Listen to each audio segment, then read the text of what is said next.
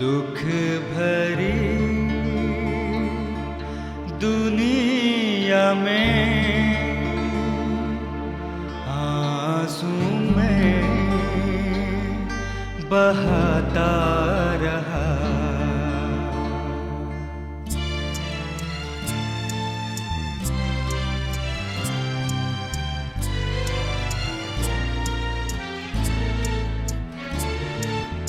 दुख भरी दुनिया में आंसू में बहाता रहा। ढूंढे कई सहारे मैंने, फिर भी बेसहारा रहा। दुख भरी दुनिया में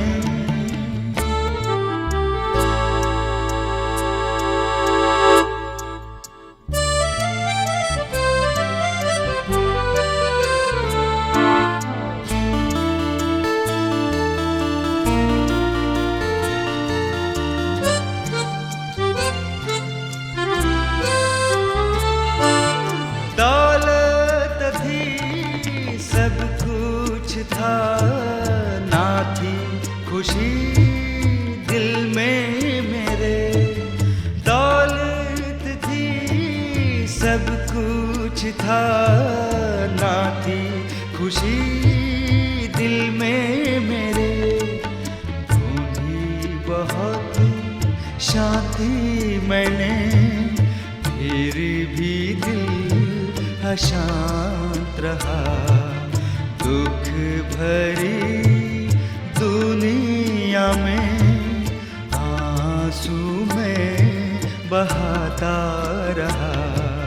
ढूंढे कई सहारे मैंने, फिर भी बेसहारा रहा। दुख भरी दुनिया में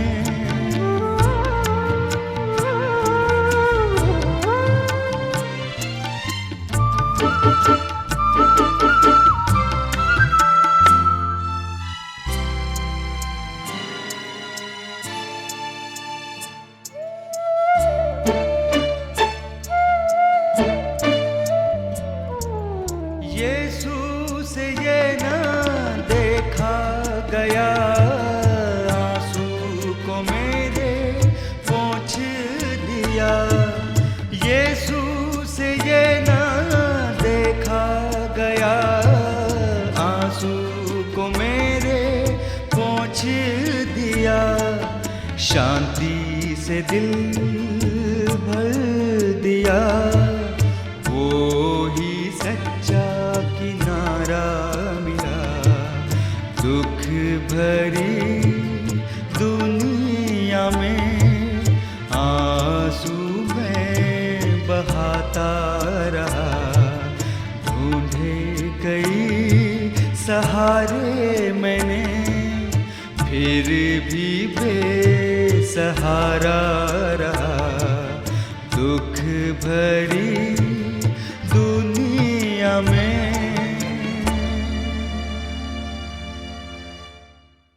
होप चैनल में आप सभी दर्शकों का स्वागत है। आप सभी को प्रभु यीशु मसीह के नाम में नमस्कार। हम जानते हैं कि गुलामी एक ऐसा शब्द है जिसे लोग सुनना भी पसंद नहीं करते।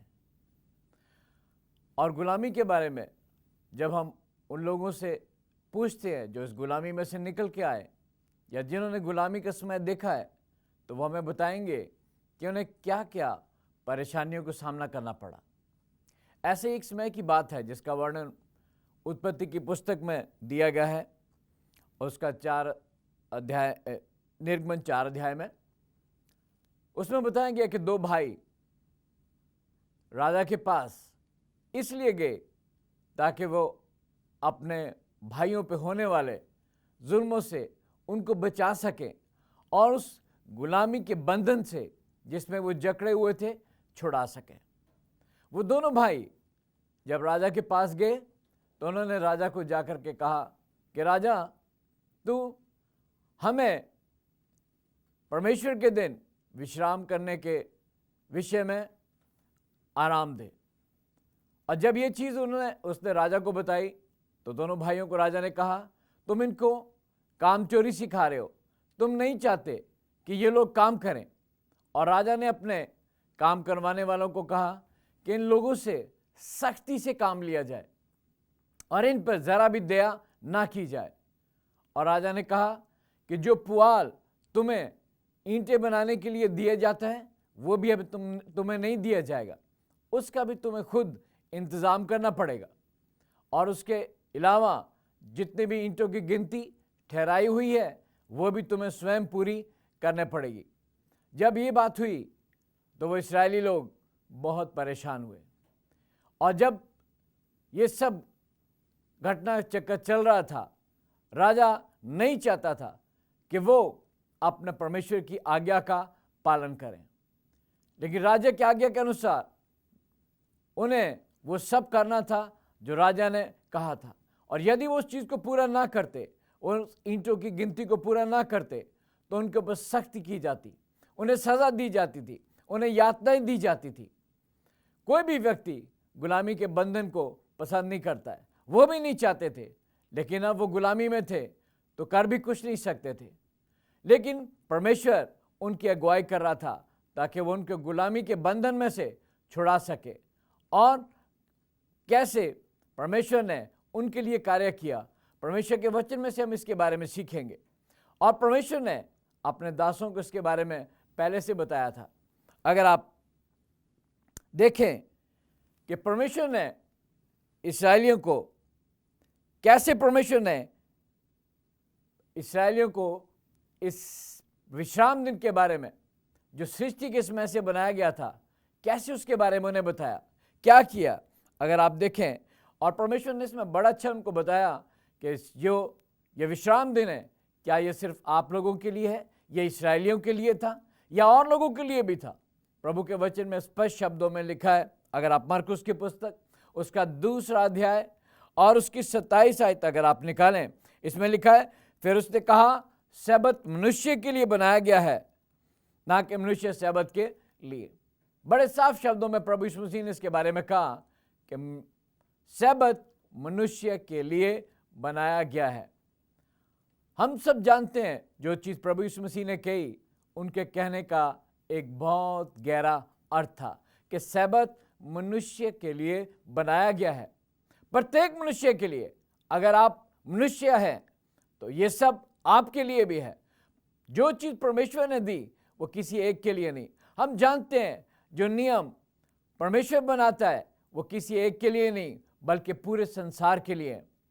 घर में भी यदि हम देखें, माँ बाप का नियम होता है, अगर उनके 4 बच्चे हैं, 5 बच्चे हैं, जो एक नियम बनाया जाता है वो सब बच्चों के लिए एक सा होता है। ये नहीं कि किसी बच्चे के लिए कोई नियम, किसी दूसरे के लिए कोई नियम, सबके लिए एक सा नियम है। जब परमेश्वर एक है, हम जानते हैं परमेश्वर एक है। आप किसी से भी पूछिए परमेश्वर कितने, उससे आपको एक ही जवाब मिलेगा, परमेश्वर एक है। तो जब परमेश्वर एक है तो उसकी आज्ञाएं भी एक ही है, जो सब लोगों के लिए है, चाहे वो हमारे देश का हो, चाहे विदेश का हो, चाहे वो किसी भी रंग का हो, चाहे वो किसी भी जाति का हो, कहीं का भी रहने वाला क्यों ना हो, परमेश्वर की आज्ञा सबके लिए एक है। और यहाँ जो चीज़ हमने प्रभु के वचन में से पढ़ी कि सब्त मनुष्य के लिए बनाया गया, दुनिया के जिस भी कोने में मनुष्य रहते हैं उन सब के लिए परमेश्वर का दिन है और हमें परमेश्वर की आज्ञा का पालन करना है। परमेश्वर ने विश्राम दिन की स्थापना जो थी वो कब की?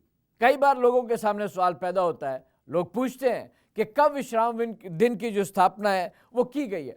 कई लोग जानना चाहते हैं क्या ये बाद की बात है या पहले की बात है। अगर आप इस सच्चाई को जानना चाहते हो तो आपको परमेश्वर के वचन को ढूंढना पड़ेगा, उसकी गहराई में जाना पड़ेगा, उसकी खोज करने पड़ेगी, क्योंकि इस खजाने के अंदर बहुत सी छिपी हुई चीज़ें हैं और जितना हम इनको खोजेंगे उतना ये सब चीज़ें हमारे सामने आएंगी। हम समुद्र के किनारे पर रह करके कभी भी किसी मोती को हासिल नहीं कर सकते। उसके लिए हमें समुद्र के बीच में कूदना पड़ेगा, उसकी गहराई में डूबना पड़ेगा, तभी हम उन मोतियों को जो समुद्र के भीतर छिपे हुए हैं उनको प्राप्त कर सकते हैं। ऐसे ही परमेश्वर का वचन बताता है कि ये जो दिन है ये परमेश्वर ने कब ठहराया था? उत्पत्ति की पुस्तक उसका 2 अध्याय उसकी पहली आयत से और 3 आयत में यदि हम देखें, इस प्रकार से लिखा है, इस प्रकार आकाश और पृथ्वी तथा उसके समस्त भागों की रचना पूरी हुई। तब परमेश्वर ने 7वें दिन को आशीषित किया और उसे पवित्र ठहराया। प्रभु का वचन साफ कहता है कि परमेश्वर ने इस 7वें दिन को आशीष दी और पवित्र ठहराया। परमेश्वर ने 6 दिन काम किया। 6 दिन के बाद जब 7वां दिन आया तो परमेश्वर ने उस दिन आराम किया, और आराम करने के बाद परमेश्वर ने उसी दिन को बरकत भी दी, आशीष दी और पवित्र भी ठहराया। हफ्ते में हम जानते हैं कि 7 दिन होते हैं। 6 दिन को परमेश्वर ने ना आशीष दी ना पवित्र ठहराया, क्योंकि वो हमारे काम करने के दिन है। परमेश्वर ने उसे हमें काम करने के लिए दिया है, लेकिन एक ही दिन है जिसका वर्णन परमेश्वर के वचन में दिया गया है, और ये वही दिन है 7वां दिन जब परमेश्वर ने आराम किया और उसी दिन को आशीष देकर पवित्र भी ठहराया। क्योंकि आगे चलकर इसमें लिखा है, उसमें प्रभु ने कहा कि क्योंकि परमेश्वर ने समस्त कार्य से जिसे वो करता था विश्राम किया, और ये वही दिन है जब प्रभु ने आराम किया था, और वही चीज परमेश्वर ने हमारे लिए भी ठहराई है। अब कई बार हम सोचते हैं या लोग हमसे पूछते हैं कि कौन सा दिन विश्राम का दिन है। अगर आप ऐसे चाहें तो आप रोज विश्राम करते हैं, लेकिन एक खास दिन है जब आप आराम करना चाहते हैं। और आप आराम कब करते हैं? जब आप अपने कामों से थक जाते हैं तो आपको आराम की आवश्यकता पड़ती है। परमेश्वर भी जानता था कि जब मनुष्य 6 दिन कार्य करेगा तो उसे 7वें दिन विश्राम करने की आवश्यकता पड़ेगी। इसीलिए परमेश्वर ने 7वें दिन को मनुष्य के लिए ठहराया। और वो कौन सा दिन है जिसका वर्णन उत्पत्ति की पुस्तक उसका 2 अध्याय उसकी 2 और 3 आयत में जो है दिया गया है। और परमेश्वर ने अपना कार्य जिसे वो करता था 7वें दिन पूरा किया, और परमेश्वर ने 7वें दिन को आशीष दी और पवित्र ठहराया। फिर हम देखते हैं कि परमेश्वर ने एक ही दिन के बारे में यहाँ पे वर्णन दिया है। ऐसा कभी नहीं होता कि कोई इंसान पहले आराम करे और उसके बाद काम करे। जब इंसान थक जाता है तभी उसे आराम की आवश्यकता होती है, और यहाँ पे वही चीज है जो परमेश्वर हमें बताना चाहता है। जब उसने भी 6 दिन काम किया तो 7वें दिन उसने आराम किया। क्या परमेश्वर थकता है? प्रभु का वचन कहता है वो तो नहीं थकता, लेकिन हम मनुष्यों के लिए परमेश्वर ने ये विश्राम का दिन ठहराया है। परमेश्वर के वचन में बड़े साफ शब्दों में लिखता है कि इस जो पवित्र दिन है इसका हमारे जीवन में क्या महत्व है, ये हमारे जीवन में क्या अर्थ रखता है, क्या विशेषता है इसकी दिन की। दिन तो बहुत से है, लोग कहते हैं सब दिन एक से है। आप सब दिनों का अपना अपना महत्व है और उसके हिसाब से लोगों ने अपने नाम भी दे रखे हैं, लेकिन यहाँ पे एक खास दिन है जिसके बारे में परमेश्वर का वचन से हम आज सीखेंगे कि इस दिन का जो 7वां दिन प्रभु ने दिया है इसका हमारे जीवन में क्या महत्व है। अगर आप निर्गमन की पुस्तक उसका 20 अध्याय और उसके 8 से 11 आयत अगर आप देखें, इसमें लिखा है विश्राम दिन को पवित्र मानने के लिए स्मरण रखना। प्रभु का वचन कहता है विश्राम दिन को पवित्र मानने के लिए स्मरण रखना। 6 दिन तू परिश्रम करके अपना सारा काम करना। प्रभु का वचन कहता है याद करके। जब कोई चीज़ कभी हम कोई चीज़ किसी बच्चों से बाजार से मंगाते हैं या हमें किसी चीज़ की आवश्यकता होती है और हम कहते हैं बच्चों को जब भी वो बाजार जाते हैं या कोई बड़ा व्यक्ति जाता है तो हम कहते हैं याद करके ये मेरी ये चीज़ लेकर के आना, इसे मत भूलना। परमेश्वर का वचन भी कहता है याद करके तुम विश्राम दिन को पवित्र मानना।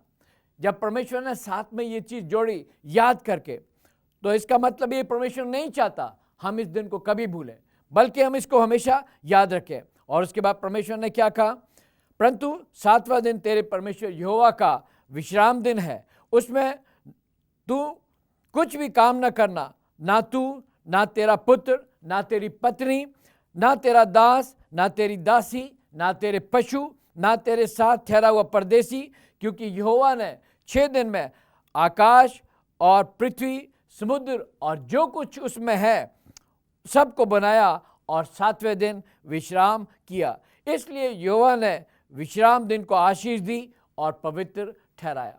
जैसा हमने शायद में पढ़ा, परमेश्वर का वचन साफ कहता है कि परमेश्वर ने 6 दिन में ये कार्य किया। और उसने 7वें दिन के बारे में खास तौर से कहा कि सिर्फ तुम ही इस दिन में विश्राम मत करना, बल्कि तेरा दास, तेरी दासी, तेरे पशु, जितने भी तेरे फाटक के भीतर हो, वे सब इस दिन आराम करें।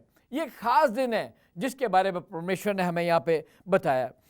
और उसके बाद हम देखेंगे कि जो 7वां दिन है, इसकी एक और क्या विशेषता है। अगर आप परमेश्वर के वचन में से देखना चाहो तो इसमें साफ बताया गया है कि ये परमेश्वर और उसके लोगों के बीच में एक चिन्ह है। प्रभु ने इसके बारे में स्पष्ट शब्दों में कहा है कि ये जो एक चिन्ह है, प्रभु के वचन में लिखा है। अगर आप देखो परमेश्वर के वचन में, इसमें बड़ी सफाई के साथ बताया गया है। निर्गमन की पुस्तक उसका 31 अध्याय और 17 आयत में लिखा है, मेरे और इस्राएलियों के बीच ये सदा के लिए एक चिन्ह ठहरेगा, क्योंकि 6 दिनों में यहोवा ने आकाश और पृथ्वी को बनाया और 7वें दिन उसने विश्राम करके अपना जी ठंडा किया। यहाँ हम देखते हैं कि जो परमेश्वर और उसके लोग हैं, सैबत का दिन उनके बीच में एक चिन्ह है। किसी और दिन का यहाँ पे वर्णन नहीं किया गया, बल्कि एक दिन, 7वें दिन के बारे में प्रभु कहता है कि ये मेरे और मेरे लोगों के बीच में एक चिन्ह होगा। हम जानते हैं जब परमेश्वर चाहता है, और वो यही हमें सिखाना चाहता है कि हम परमेश्वर के लोग बने रहें, तो इस चिन्ह को हमें हमेशा याद रखना है, इसको भूलना नहीं है। और उसके बाद जब यहेजकेल की पुस्तक उसका 20 अध्याय और उसकी 12 आयत अगर हम पढ़ें, इसमें भी लिखा है, और मैंने उनके लिए सब्त भी ठहराया जो मेरे और उनके बीच में चिन्ह ठहरे, जिससे वे जान लें कि यहोवा पवित्र करने वाला है। हम जानते हैं कि परमेश्वर ने जो चीज़ कही है उसका कहने का एक बहुत गहरा अर्थ है। परमेश्वर वही चीज़ हमें सिखाना चाहता है कि मेरे और मेरे लोगों के बीच में सब्त का दिन एक चिन्ह है। यदि हम इस दिन को मानते हैं, इसके साथ चलते हैं, तो हम प्रभु की आज्ञा का पालन कर रहे हैं और हम उसके लोग हैं। और अगर हम दूसरी तरफ देखें कि यदि हम इस दिन का पालन नहीं कर रहे, तो हम उसके कभी भी लोग नहीं हो सकते। कई बार हम सोचते हैं और लोगों के मन में विचार आता है कि दिन तो सब एक से हैं, सब दिन परमेश्वर ने वही 24 घंटे के बनाए हैं, इस दिन में और दूसरे दिनों में कोई अंतर नहीं है। लेकिन हम देखते हैं प्रभु का वचन साफ कहता है, जिसके बारे में साफ तौर से कहा गया है कि याद करके। और किसी भी दिन के बारे में परमेश्वर ने कभी ऐसा नहीं कहा कि याद करके तुम इस दिन को पवित्र मानना, और किसी और दिन को परमेश्वर ने नहीं कहा कि ये मेरे और मेरे लोगों के बीच में चिन्ह होगा। अगर परमेश्वर ऐसा कहता तो हम और दिनों को भी मान सकते थे, और उन दिनों को भी पवित्र मानते, और जैसा हम चाहते उन दिनों में करते। आज की दुनिया में लोग अपने लिए अपनी इच्छा के अनुसार दिन ठहराते हैं। उस दिन वो स्तुति आराधना करते हैं, उस दिन वो उपवास रखते हैं। लेकिन हम जानते हैं जब हम परमेश्वर के लोग हैं, तो परमेश्वर के लोग और परमेश्वर के लोगों के बीच में यही एकमात्र चिन्ह है जो परमेश्वर ने दिया है कि मेरे लोग वो होंगे जो मेरी आज्ञाओं को मानेंगे, मेरे लोग वो होंगे जो इस दिन का पालन किया करेंगे। एक और बड़ी अच्छी चीज़ है कि प्रभु यीशु मसीह जब इस दुनिया में थे, जब इस दुनिया में मनुष्य बन करके आए, तो उन्होंने कौन से दिन को माना? एक ही दिन है जिसका वर्णन परमेश्वर में के वचन में दिया गया है।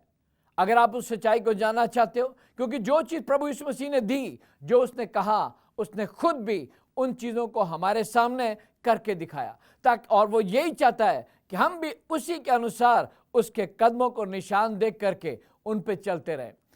और परमेश्वर ने ये सब इसलिए किया क्योंकि हम जानते हैं कि आज की दुनिया में शैतान ये नहीं चाहता कि हम उसके कदमों में चलें, बल्कि ये चाहता है कि वो हमें भूल भलैया में डाल दें और हम परमेश्वर को, अपने सृजनकर्ता को भूल जाएं और उससे दूर हो जाएं।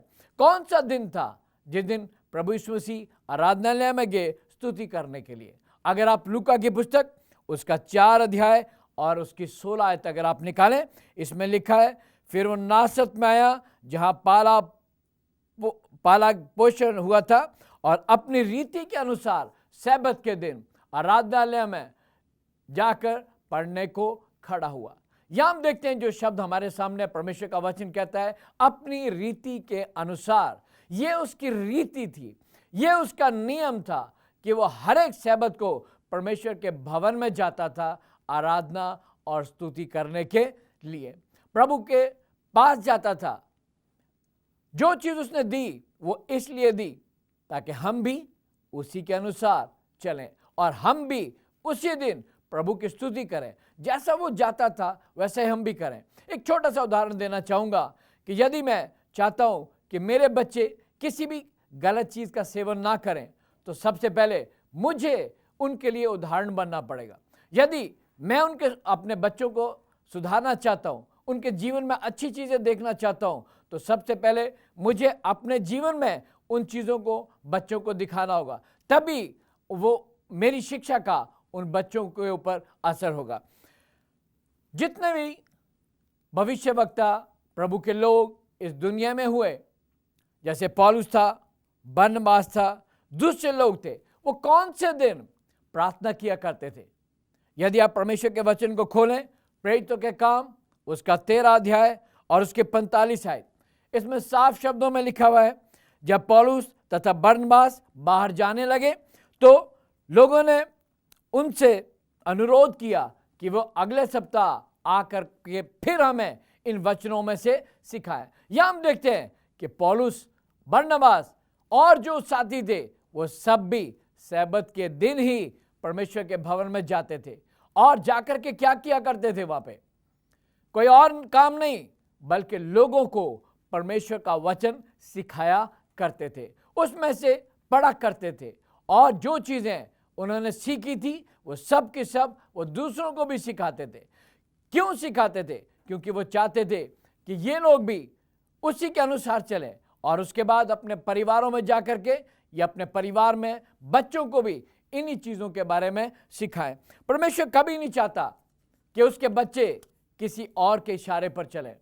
आज की दुनिया में हम देखते हैं कि बहुत सी ऐसी चीज़ें हैं जो शैतान चाहता है कि हम उनमें डूब जाएं और बहुत से ऐसे काम हैं जिसमें वो हमें डुबो देना चाहता है और वो यही चाहता है कि हम आम दिनों की तरह सैबत के दिन भी वही काम करें।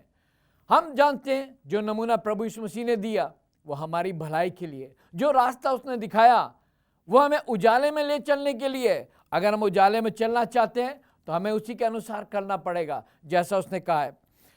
और उसके बाद अगर आप प्रकाशित वाक्य की पुस्तक उसका 12 अध्याय उसकी 17 आयत अगर आप देखो तो उसमें भी साफ लिखा हुआ है। इसमें लिखा है, और अजगर स्त्री पर क्रोधित हुआ और उसकी शेष संतान से जो परमेश्वर की आज्ञाओं को मानते हैं लड़ने को गया। शैतान किससे लड़ रहा है? उन लोगों से जो परमेश्वर की आज्ञाओं को मानते हैं और जो परमेश्वर की गवाही देने पर स्थिर है। उन लोगों से शैतान आज लड़ रहा है। उन लोगों से भी शैतान नहीं लड़ता जो अपनी इच्छाओं में चलते हैं या मन मर्जी की इच्छाओं को पूरा करते हैं, बल्कि उनसे लड़ रहे हैं जो परमेश्वर की आज्ञाओं को मानते हैं। हम जानते हैं कि जब हम प्रभु की आज्ञाओं को मानते हैं तो शैतान की लड़ाई सीधी हमारे साथ है। वो हम पे अटैक करता है और वो यही चाहता है कि हमें क्या करे, उस सच्चाई से गिरा दे, लेकिन हमें सच्चाई पर कायम रहना है। अगर आप कोई भी प्राणी जो इस दुनिया में है, क्या वो यदि वो विश्राम दिन का पालन नहीं करता तो उसके बाद भी क्या वो उद्धार प्राप्त कर सकता है? क्या सोचते हैं? बहुत सी चीजें आपके दिमाग में आएगी, बहुत से सवाल आपके मन में होंगे कि क्या सचमुच में ऐसा व्यक्ति जो इसका पालन नहीं करता, क्या वो भी उद्धार प्राप्त कर सकता है? अगर आप परमेश्वर के वचन को खोलो, वो सफाई से इसके बारे में बताता है। ये जो दिन परमेश्वर ने हमें दिया है, सिर्फ यहाँ ही नहीं बल्कि स्वर्ग में भी हम इसी दिन इकट्ठा हुआ करेंगे। आपके मन में सवाल पैदा होगा कि ये तो इस पृथ्वी के लिए था, लेकिन सचमुच में प्रभु का वचन कहता है कि ये दुनिया सिर्फ इस दुनिया के लिए नहीं बल्कि स्वर्ग के लिए भी है। अगर आप देखना चाहते हैं तो आप यशायाह की पुस्तक उसका 66 अध्याय और उसकी 22 और 23 आयत को निकालें। इसमें लिखा है, जैसा नया आकाश और नई पृथ्वी जो मैं बनाने पर हूँ मेरे सम्मुख बने रहेंगे, वैसे ही तुम्हारा वंश और तुम्हारा नाम बना रहेगा। यहोवा की ये वाणी है। फिर ऐसा होगा कि प्रत्येक नए चांद से और पर्व और प्रत्येक सब्त के दिन समस्त प्राणी मेरे सामने दंडवत करने को आएंगे। यहोवा की ये वाणी है। सिर्फ इस दुनिया में नहीं, जहाँ हमने जाना है, जो हमारी जगह है, जो हमारा टारगेट है, जो हमारा गोल है, जहां हमने पहुंचना है, वहां भी हम इसी दिन इकट्ठा हुआ करेंगे। यदि हम आज इकट्ठा नहीं होते तो आप क्या सोचते हैं, क्या हम वहां इकट्ठे होंगे? परमेश्वर से जब हम प्यार करते हैं तो हमें क्या करना है? प्रभु के वचन में से हमने देखा, हमें उसकी आज्ञाओं का पालन करना है।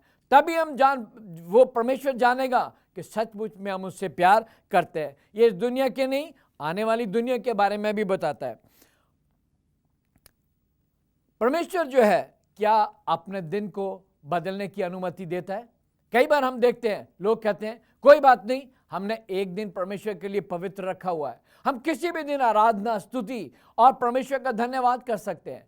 क्या ये सच बात है? क्या हम परमेश्वर के जो दिन है, इस दिन को उसमें परिवर्तन कर सकते हैं? अगर आप नीति वचन उसका 30 अध्याय 5 और 6 आयत अगर हम देखें, इसमें लिखा है, परमेश्वर का वचन ताया हुआ है और परमेश्वर की शरण लेते हैं उनके लिए वो ढाल है।